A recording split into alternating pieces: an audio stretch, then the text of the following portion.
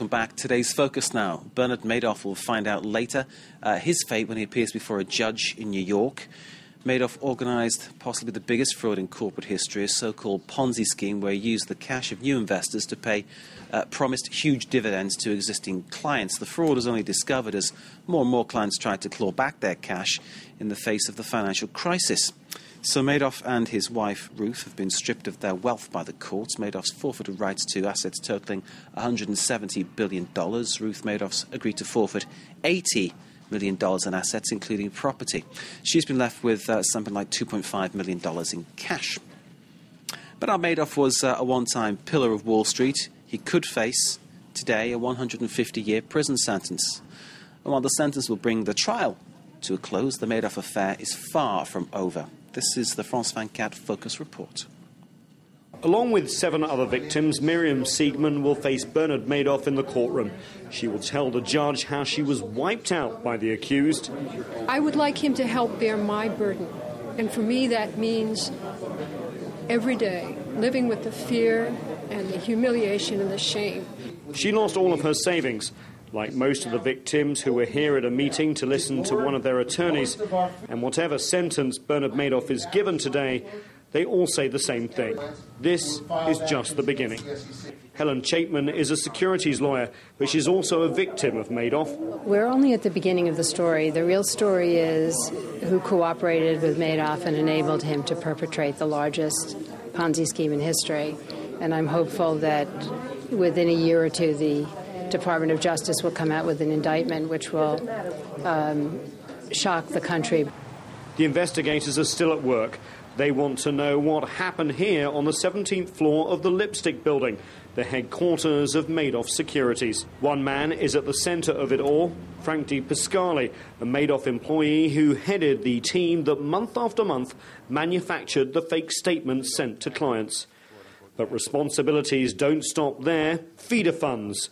The middlemen who put their clients' money into Madoff's funds are also being investigated. Phyllis Molchatsky was a client of one of those funds. She had never heard of Bernard Madoff. But initially, I had no idea.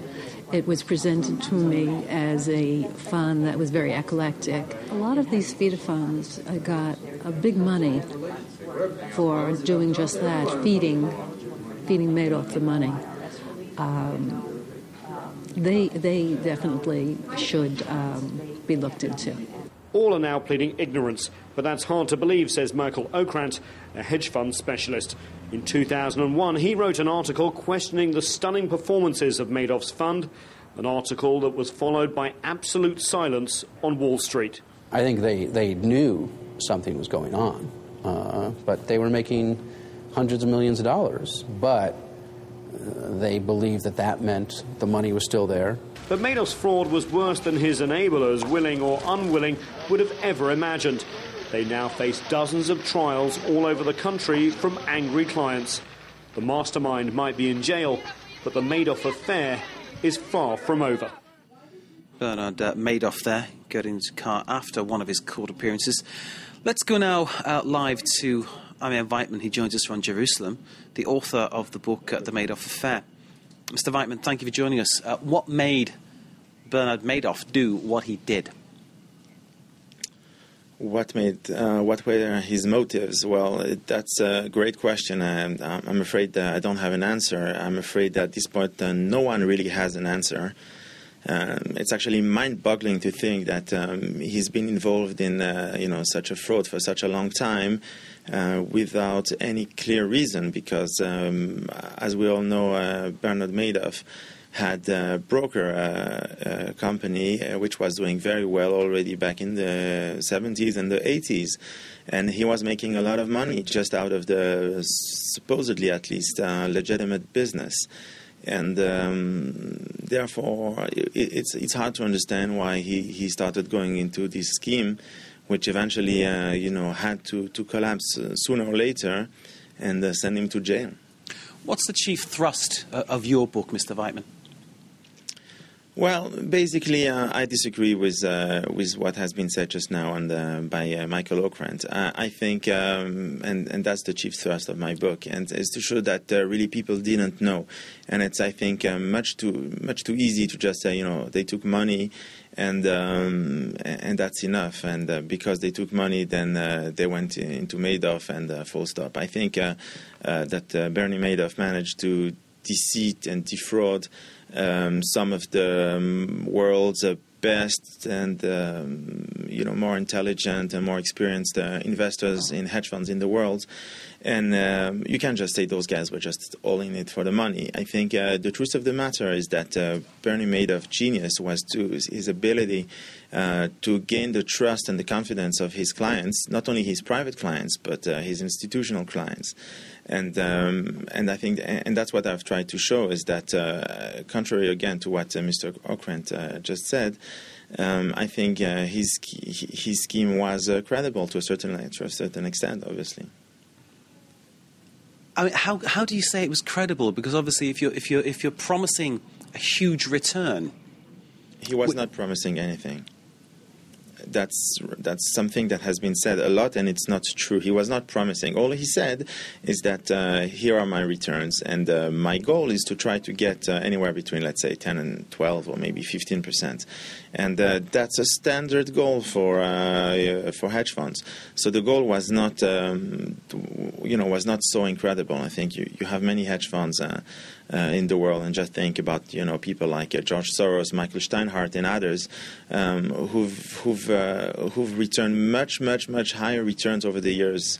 For someone like Jim Cramer, for instance, who's been very critical of the investors, all these guys have returned much higher returns over the years than Bernie Madoff.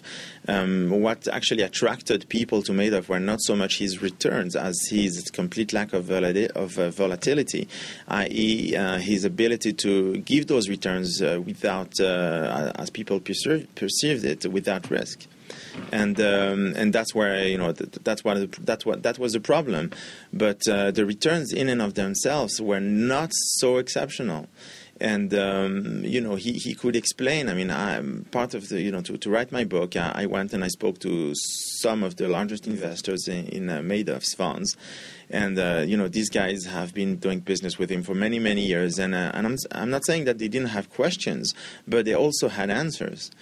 And that's I think a point that has been completely overlooked, or not completely, but mainly overlooked by mainstream media, which was to say, all these guys are just irresponsible, they're just greedy, all they want is money, and they didn't do their due diligence. But Mr. Weitman, $150 billion in terms of losses estimated by some investigators. Among those, charities that 65. Madoff was quoted as helping. Oh, well, I'll bargain you down to 65 then. Let's leave it at 65 then, $65 billion. And among those victims, charities that he'd been credited with helping, Jewish charities, for instance. Mm-hmm, indeed. Yeah, I mean, there's no doubt, and I think, I wrote it very clearly that Bernie Madoff is the prince of evil. It's an incredibly evil person who, had this incredible ability of defrauding his family, his best friends, his oldest business partners, his charities, people like Elie Wiesel, the Peace, the Nobel Peace Prize, and the Shoah survivor, and people like Carl Shapiro, who actually is the one who launched him into business, and people like that, and you're just wondering, how can someone do something like that? Mr. Weitman, we need to leave it there. Thank you very much for your insight, and obviously your book, The Madoff Affair, is dealing with the issues that we've outlined there. Let's go to Nathan King in New York. Nathan, quickly, I'm afraid we don't have much time left. What will happen today? Well, he'll either get 150 years or something less.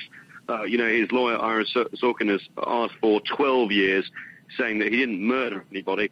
But a lot of the victims are saying, well, actually he did, because when people open their statements and realize it was all a lie, people have died, people have even thought of suicide. And so, therefore, authorities here in the U.S. are pushing for the maximum sentence as 150 years. The big question is what he will say in court. It's expected largely that he will have a prepared statement, very legalistic. The real news came on Friday when there was a deal done to basically divest him of all his assets, about $80 million, and leave his wife, Ruth, with about $2.5 million. She won't keep the Manhattan apartment that has been such a controversy here, especially among the victims. So we'll wait and see. But what will be really interesting is all the victims who will appear in court before the sentencing. We'll have about an hour of that. I've been reading some of their letters to the court, and they really are moving. You know, the whole thing is that a lot of people think it's just rich people who lost money. That is not the case. A lot of we'll people have to leave just it there, Nathan. Thank you. We've got a real flavour of what's going to happen today. Sorry to cut you short, Nathan King, there with the latest on the Nathan issue in New York. That was our focus today on France 24. Do stay with us.